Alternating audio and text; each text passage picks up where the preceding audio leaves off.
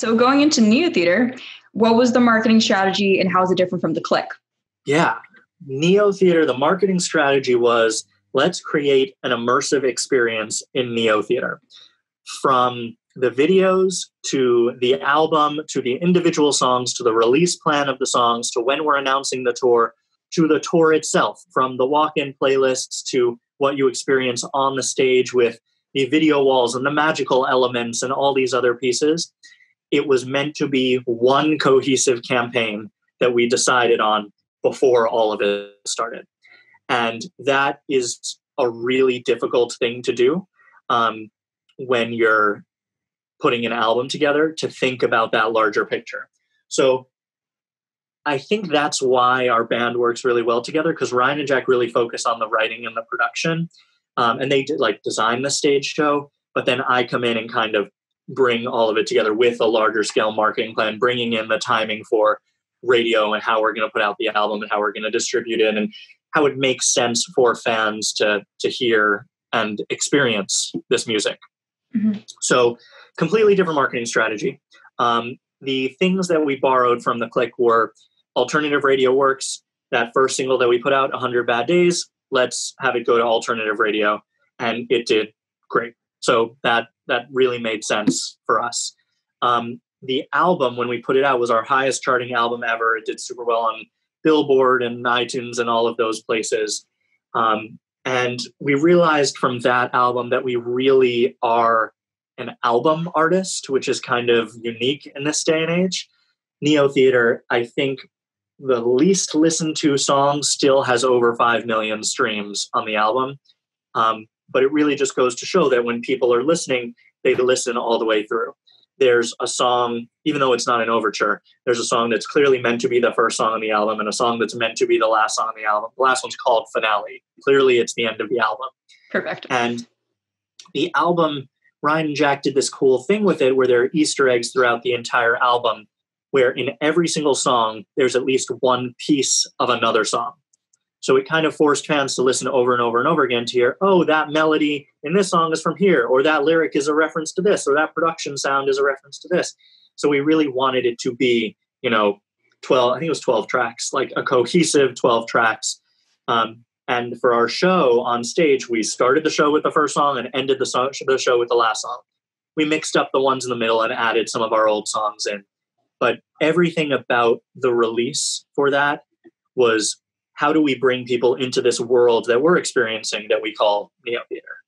Right. And that completely heightens the experience of being an AJR fan, which is really cool. If you're thinking about every detail of the album, the experience, that's really awesome.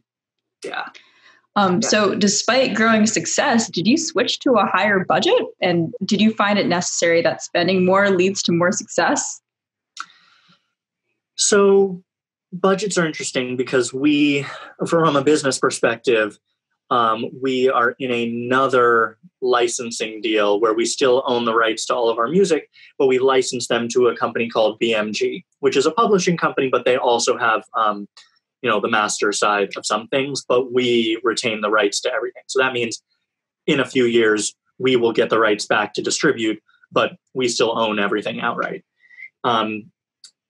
It was different. We produced everything in the living room, again, same thing as we did for the Click and living room, except for two things. One was the choir that you hear throughout the album, because we got an actual choir that sang on a bunch of Disney songs, and the arranger for the choir actually arranged for a bunch of Disney movies, and we really wanted that sound. We also had a small orchestra play for some parts of those songs as well. So from a budget perspective, that went up, but not significantly, because still everything was produced by Ryan. Everything was still written by Ryan and Jack, and most of it was recorded in the living room. That's one side of a budget thing. That's why it's kind of interesting, because they're different spaces. The music is distributed through BMG, so they're involved in helping to cover the costs of the album.